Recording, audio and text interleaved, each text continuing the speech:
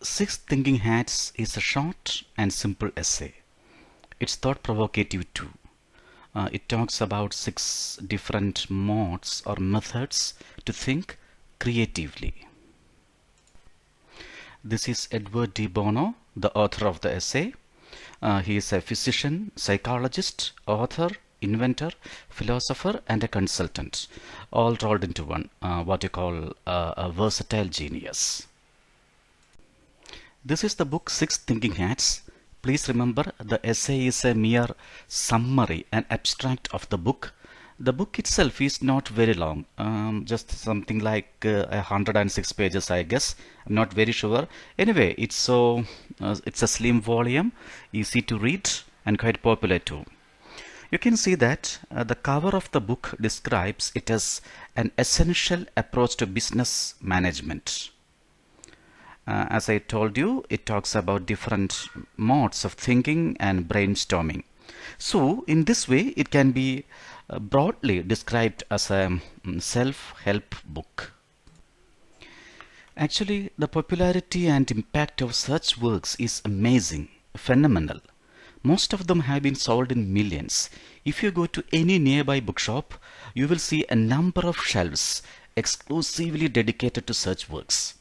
Okay, let us look at a few. Here are two books. The first one is Who Moved My Cheese by Dr. Spencer Johnson. The other one is The Seven Habits of Highly Effective People by Stephen R. Covey. You can see that the second book contains the words 15 million copies sold. I bought this in 2008 or 9. It's been more than a decade, and I'm sure it has registered more sales since then. Two more, Emotional Intelligence by Daniel Goleman. The other one is titled Men Are From Mars, Women Are From Venus by John Gray. If you get the time, try to go through one or two, at least to get a feel of things. Okay, let's get back to Six Thinking Hats. The author begins the essay by critically evaluating the established practice of argument.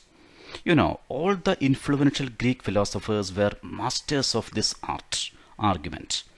Each had his own unique method and style and tools, but the practice of argument has some built-in limitations. Let us examine three. 1. It is not at all sophisticated.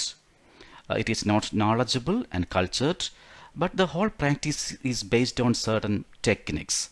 So what counts in an argument is not your knowledge level, but your skill, your ability to manipulate thought processes. Moreover, it has not evolved over time. Secondly, it is not holistic. In an argument, I try to prove that I am right and all of you are wrong. And what do? You do just the reverse. You try to prove that your position is correct and everyone else is wrong. So what happens? What is the net result? We miss the larger picture. Our viewpoints never ever intersect. We do not produce anything creative and useful. Thirdly, according to the author, it is not wonderful. That means it is not an exemplary, perfect system.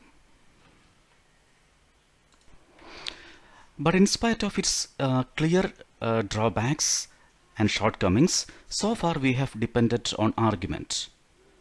It happens because we didn't have an alternative. What the author proposes here is an alternative to argument. Instead of choosing one position, we will try to look at a problem from different positions using different modes of thinking. He talks about 6 such modes. Each mode is designated using a color, and the first one is white. The white hat means information. These are some of the questions usually used as part of this mode of thinking. What do we know? What do we need to know? What is missing? And how might we get the information we need? In this mode of thinking, we are like a computer. We have a sense of discipline and direction. We are systematic and know what we are doing, know what we are looking for. We collect only required facts and figures. There are no value judgments. There are no emotional responses. We are neutral and objective. Actually, the color white indicates the qualities of neutrality and objectivity. We should know how to elicit accurate information or data through carefully framed questions. That is an art. Information doesn't come on its own. We have to prepare questions, intelligent questions, so that we get correct information. We should know how to dig deep into repositories of information. Information can be roughly classified or divided into two. The first one is hard information. They are verified and proven. The facts of hard information are always correct. You can verify them if you want. The second is called soft information. Here there are facts which one believes to be true, usually rumors and personal experiences. But we believe that they are true, but they need not necessarily be true all the time. Now we move on to another mode of thinking, the red hat. The red hat is a different mode of thinking. In most respects, it is the diametrical opposite of the white hat. It represents emotions, feelings, and intuition, and that's an important point. It legitimizes such feelings. The red hat allows the thinker to explore the feelings of others. Most important, there is no need to justify feelings or to base them on logic. Here is a crucial question to answer. Are we free from emotions in normal or other modes of thinking? The author has a rather skeptical position. He says that in normal thinking, your feelings and emotions are not supposed to come in. Of course, the emotions do come in. You merely disguise them as logic. A very important point is that under the red hat, you do not have to give any reasons at all for your feelings. They exist in you, so you express them. This is what we call intuition. Let me give an example of thinking in red hat mode. Sherlock Holmes is generally considered a thinking machine. He is free from all emotions. His reasoning is based on hard facts. But there are occasions when he abandons rigorous reasoning and depends on feelings. In other words, at times he stops wearing the white hat but starts to wear the red hat.